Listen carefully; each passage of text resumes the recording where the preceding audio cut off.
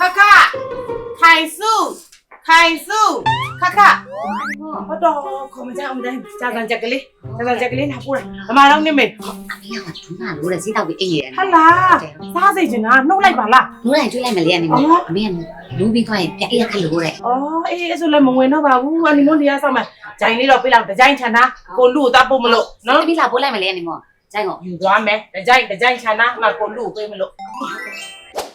ကိုလူရဲ့ ဟေး အပေါက်ကြီးတို့ရောပေါက်ကြီးဖွင့်ထားပြီးခေါ်မကြအောင်ကြဘာလုပ်နေရတော့ ရေချိုးနေတာပါဟာ တော့ပူလောင်နဲ့အုံနောက်သွေးကြောပြက်ကုန်ပြီ တောင်ကြီးကလည်းပြောလိုက်တဆုံးကြီးပဲအဲ့လိုဟာ စားစီခြင်းလို့အမှကြာစံချက်ကလေးလာပို့တာအသက်ကိုညာဆောင်နော်အသက်ကြီးပြီးဘောဒနာမနေနဲ့အခါတည်းလျှော့တော့တာကိစ္စနာမရှိဘူးမှလေဖြတ်ပါဖြတ်ကိုပြုစုပေးမယ်သားသမီးရရှိတာမဟုတ်ဘူး အာကျမ်းမာကြီးကတောင်းကြီးဗျငါအတွက်စိတ်မပူနဲ့လင်းတကယ်ကြီးခိုင်သူသာစိတ် အဲ့တော့ဘာလို့တော့မှနေမကောင်းအိတ်နေရ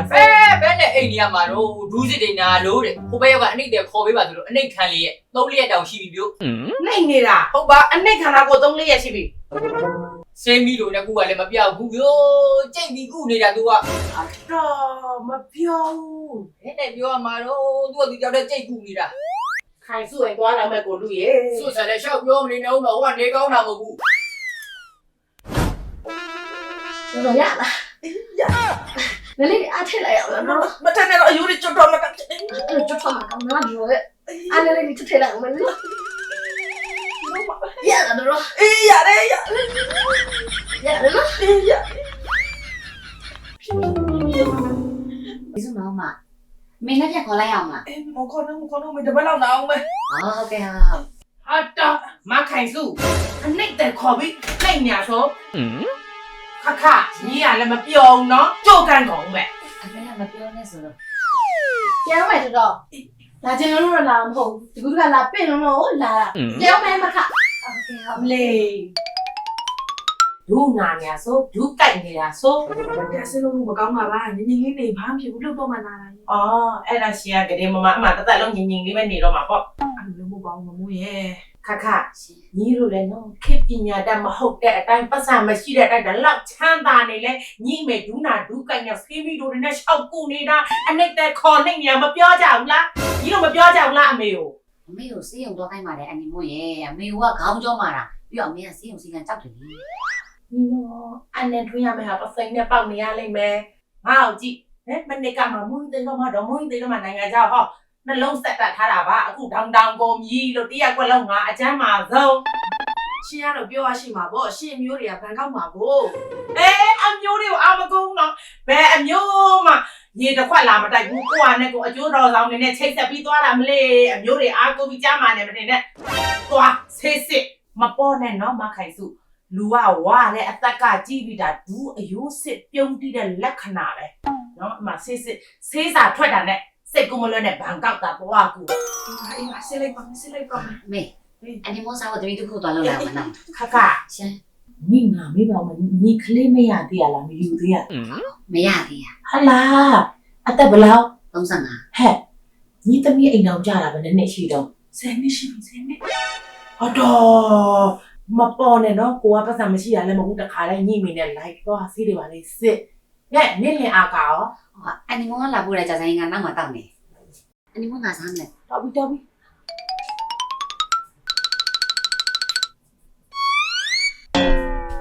ခိုင်စုဟဲ့ညီသမီးကလေးမရတာလေညီတမက်ကြောင့်လည်းဖြစ်နိုင်တယ်နော် ဘာလို့တော့ကျန်းမကိုကပြပြပါပဲ အဲ့ဒီဝါဖြိုးကြောင့်မလို့ယောဂါတွေများထုနေလားလို့ငါပြောမယ်ငါတငယ်ချင်းမနှက်ပြန်ဆေးရုံမှာသွားဆေးစစ်နော်ယောဂါအဖြစ်သိရတာနဲ့ဘန်ကောက်ကိုသွားခုမညီသမီးရောတမက်ကောပါခေါ်သွားပြီးတခါတည်းစစ်လိုက်တော့ ဆေးလိုက်ပါမယ်လောက်တော့ကုန်လားနော် ဟုတ်တော့မိခံတက်တိုင်းမှာအာမနာတရက်ကွက်လုံးရှင့်မြေကွက်တွေမှာအာမနာဟေး ဟုတ်တော့ကျမရှိသမျှတွေများရှင်စင်းလိုက်ပြုစုတာလားဟမ်ဘယ်လောက်သိ ပြန်မယ်နော်မနစ်ကငါချိတ်ပြီးသွားကူတဲ့ PS Medical Hat နဲ့ငါကိုယ်တိုင်ချိတ်ပေးမယ်နော်အမိသားစုလုံးလာသွားစစ်နားအေး PS Medical Hub ကမြန်မာနိုင်ငံနေဘန်ကောက်ကိုဆေးသွားကူရင် master စာပေးပေးတာပေါ့ဟာလား ဟုတ်ကဲ့ရှင်ဟို passport တက်တဲ့အနည်းဆုံး6လရှိရနေသွားလို့ရပါတယ်ရှင် ငါအမေပါတငယ်ချင်းရဲ့ငါဆေးကုပြီးပြန်လာတာပါငါတော့သိအောင်မလားဟဲ့ အဲ့မှာအခုငါတို့ဆွေးနွေးမဲ့ဆရာဝန် BM Medical Hacker ဆရာဝန်ငါတို့စစ်လာတဲ့ဆေးမှတ်တမ်းကိုကြည့်ပြီးတော့ဟောပဲဆေးရုံတက်တဲ့နဲ့ဘယ်ဆရာဝန်နဲ့ပြတဲ့နဲ့ဆိုပြီးတော့သေချာအခမဲ့ဆွေးနွေးပေးတာ ဒါဆိုခုမှနေဖို့ထိုင်ဖို့ပါအော်နေဖို့ထိုင်ဖို့ပဲ ငါအောင်မေနေဖို့ထိုင်ဖို့ဆေးရုံမှာနေမလားကွန်ဒိုမှာနေမလားအပတ်မဲ့မှာငါမလားနေအစင်နေတဲ့နေရာကိုငှားပေးတယ်နေသွားမဲ့လေရင်ကအစနေပြန်လာမဲ့လေရင်အဆုံးနေစကပြန်ငှားအောင်လာရတဲ့အကုန်လုပ်ပေးပါတယ်ဆိုကဲငါမေ တော့ခိုင်စုဝင်လို့ရပါပြီ မဝင်လို့ရပြီလား ဟာအဲ့ဒီမွေးပါကျမ်းမာလို့ပါလား အေးကျမ်းမာလာတော့ပြောနေဆရာကြီးအကျမ်းမာလုံးနေ အဲ့ဒီမွေးတီလား မိမလိုပဲနော်နိုင်နေရဆရာကြီးကျမပြောတယ်ဒူနာနဲ့ဒူကိုက်နဲ့စေးအောင်ပါသွားစစ်လိုက်ကြကျမပြောတယ်နဲ့ဆေး စစ်ချက်အရဆိုရင်တော့ဒူးယူစစ်ပြုံးနေရောပါပေါ့နော်လွယ်လွယ်ပြောရရင်အယိုးနုလေးမရှိတော့တာပေါ့အဲ့တော့ဒူးယူစစ်စားထိုးတဲ့ကုသမှုမျိုးလောက်ပါဦးခင်ဗျာ ငါပြောပါလေတငယ်ချင်းရဲ့ငါကသွားခုခဲ့တာဒီလိုမျိုးတွေငါနိုင်ငံခြားနဲ့တော့ငါသိတယ်ဆရာပြောပါစီဆရာပြော ဒီလိုယောဂလေးတွေကတော့အနေလို့ဆိုအရွယ်တွေမှာပို့ပြီးတော့အဖြစ်များပါတယ်ဟုတ်ကုသမယ်ဆိုလို့ရှိရင်အနေနဲ့ရွေးချယ်ထားတဲ့ဆေးရုံတွေရှိလားဒါမှမဟုတ်လို့ရှိရင်ကျွန်တော်တို့ဘက်ကပဲတင့်တော်တဲ့ဆေးရုံတွေဆရာဝန်တွေနဲ့ချိတ်ဆက်ပေးရမှာ ဟိုဆရာတို့တင်တော်မယ်တင်နေစီမချင်လိုက်ပါ ဟုတ်ကဲ့ကျွန်တော်တို့ PS Medical Hub ကတော့ဘန်ကောက်ကအဆင့်မြင့်ဆေးရုံ20ကျော်နဲ့ချိတ်ဆက်ထားပါတယ်အဲ့ဒီကမှာ anti yoga အတွက်ဆိုရင် Medpack ဆေးရုံမှာကုသဖို့အကြံပြုချင်ပါတယ် တငယ်ချင်းစိတ်ကူးမလွတ်နဲ့ငါလည်းမက်ပဲမှာပဲကုခဲ့တာအရန်ကိုအစင်မြင်တာပြီးတော့လေဟိုဆရာပြောပါစီပြောဆရာပြော ဆရာအဲ့ဒီမှာဆိုလို့ရှိရင်အချင်းကဘယ်လောက်ကြာ ဒူးယူစစ်လဲတာကတော့ပုံမှန်အားဖြင့်တော့ဆေးရုံတက်ရင်5-6ရက်ပါပဲဒါပေမဲ့တစ်ပတ်လောက်ကြာ follow up ပြန်ပြရတာဆိုတော့ကြတော့အလုံးပေါင်း14ရက်ဗီဇာနဲ့ဆိုရင်ကုန်ပြီးစီးပါမယ် ဒါဆိုလို့ရှိရင်ကုန်ချစီးကြတော့ တငယ်ချင်းရဲ့နေတော့ချမ်းသာတငယ်ချင်းရဲ့မေ့မနေပါနဲ့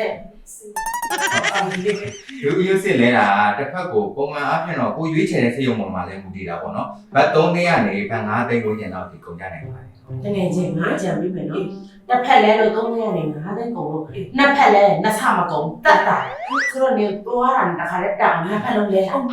ငါတက်ခါလေးဖြစ်တာလေဟိုဆရာပြောပါစီလားတကယ်ကြီး ဟုတ်ကဲ့ဟုတ်ကျွန်တော် PS Medical Hub ကကုသမှုအစအဆုံးရောနောက်ပိုင်းfollow up ပြတဲ့အချိန်မှာဝယ်ရတဲ့ဆေးတွေအထိအကုန်လုံးကိုတာဝန်ဆောင်ရွက်ပေးပါတယ်ဟုတ်တေချာလေးရှင်းပြပေးပါတယ်နောက်တစ်ယောက်ဝင်လို့ရပါပြီ ဆရာ အဲ့ဒီမို့အတိပဲလား မလေးဒါကနာမခိုင်သူသမီးစစ်စစ်ဖို့သူ့လင်လဲလာမှာ ဟုတ်ကဲ့ဟုတ်ဘာဖြစ်တာလဲနောက်တစ်ယောက် ကျမအကိုပဲအော်ငါတို့အဲ့ဒီစိတ်မကောင်းလို့သွားမယ်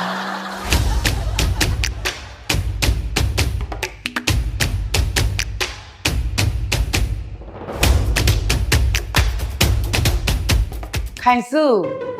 တတ်တာလား မမဘာမှမလုပ်လို့ရမလားတော့ မလေးဘန်ကောက်များအထူးတလဲလို့လို့အိမ်ဦးချမ်းမြင်ကူးနေရ medical check ကလုပ်ရင်းနဲ့ဝင်လာတာဒီဒူးလားဟိုဒူးလားနှစ်ဒူးလုံးလဲဖြစ်လာ ဘလုံးနဲ့လုံးလဲပါလေဟိုဖြစ်တဲ့သူပဲလေမဟုတ် ဟောအေးတတ်တာလား တားရအရင်ကောင်းလေ အေးကောင်းနေအခါလည်းမိုက်လိုက်တာအေးဘယ်လောက်ပြရတော့တည ဘာတသိန်း2000ပဲပေးရတယ် တသိန်း2000ဟဲ့နည်းနည်းတတ်တာတဲ့အခါလည်းမယူဘဲနဲ့မိုက်တာတော့မိုက်တယ်တော့ မမိုးမပြောတယ်လေဟုတ်တယ်မလားတရက်ကလုံးကျမမြေခွက်ကြီးပဲခုပဲခုတော့အကောင်းဆုံးပဲခုတော့မှာပေါ့အလောက်ကောင်းလဲဆိုဒီမှာချက်20တက်မှာတက်ပြီးရောက်နေတဲ့အတိုင်းပဲ ဟိုအေးခဆေးရောစပီလား အဲ့ဒါပြောမလို့အန်တီမွေးရေဆေးစစ်ဆရာကမလို့ဘန်ကောက်ရောက်တာနဲ့ကလေးကတန်းရသွားတော့ အော်ကောင်းလိုက်တာနင်းတမတ်ကော စစ်ပြီးသွားပြီဆရာဝန်ကပြောတယ်အကောင်းလုံးနေတာဒီအကောင်းလုံးနေတာ ဟောအကောင်းလို့နေတာဖတ်သိန်း2000ဟိုးဖတ်အခန်းအခန်းတွေရောအကုန်လုံးလား အဲ့ဒါဒီပါပါတယ်မမမပြန်သိလှက်ပတ်ပြီးကြည့်သွားအောင် အိမ်တစ်လုံးကြာနေပဲ ဟုတ်တယ် ဖတ်သိန်း2000တောင်မှဆိုတော့ဘလို့အခန်းမျိုးမို့ပါလဲ TV ကလည်းနဲပါဘူးဟဲကျဲလိုက်တဲ့အခန်းအိမ်တစ်လုံးလောက်ရှိတယ်တော့ဟောဒီမှာလည်းအိတ်ခန်းကျဲဟာဒီမှာလည်းရေချိုးခန်းတွိုက်လက်လူရေချိုးဖို့များအဲ့လောက်ကျဲလို့လို့လားဟဲ့ခိုင်စုတတ်တာလား ဟဲ့မအေးတက်တာတဲ့တုံးတမကြီးပါလား နင်ဘတ်သိန်း2000တာခိုင်းဟဲ့နင်တို့သားမိတွေကျနှမျောလုံးလုံးငါတူမတွေနဲ့လာလဲတာ ဟဲ့ ထိုက်ပြအောင်မလာကောင်းလိုက်တာအဲခန်းကိုအကျယ်ကြီးပဲ ဟုတ်ပါနော် လူများများနေမှတန်မှာပေါ့ဟေးဒီညငါတို့ဒီမှာပဲအဲ့ရအောင်